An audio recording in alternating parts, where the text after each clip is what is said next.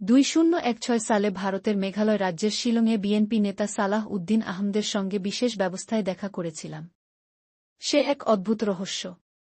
অবৈধ অনুপ্রবেশের দায়ে গ্রেপ্তার হওয়া একজন বন্দী সেখানে কোনো জেলে বন্দী ছিলেন না। একটি রাজসিক বাংলো বাড়িতে ছিল তার আবাস। বাড়ির সামনে সবুজ ঘাস লাগানো বিশাল লনে বেতের আরাম সোফায় বসে তিনি আমাদের সঙ্গে আলাপ করেন।